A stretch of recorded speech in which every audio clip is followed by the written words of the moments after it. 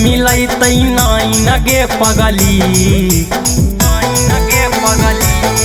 लेके घूमो ही औसी कसर के मिलई तई नाई नगे पगली कि तोर माँ जनुआ हौ दुर्ला बकसिया पके फाई नगे पगली कि तोर माँ जनुआ हौ दुर्ला बकसिया पके फाई नगे पगली लेके घूमो ही औसी कसर के मिलई तई नाई नगे पगली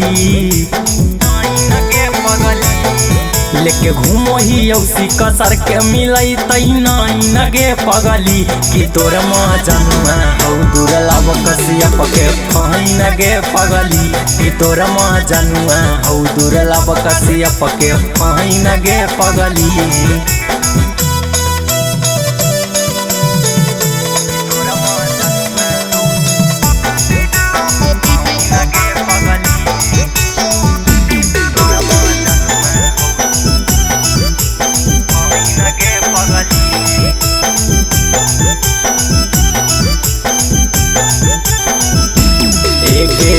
कंधावा पगम छिया आखी में काजा रहबा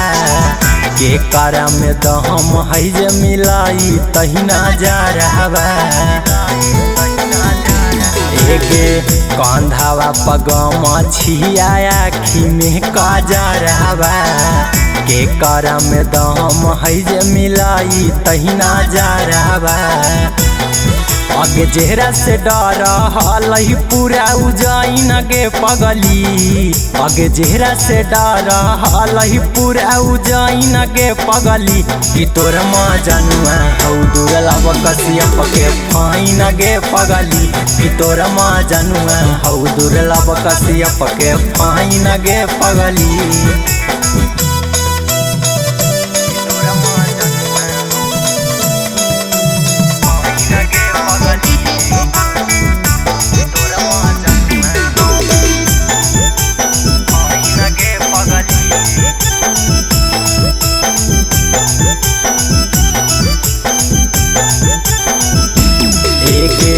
चल रंगदारी ना करतौ कोई माना गे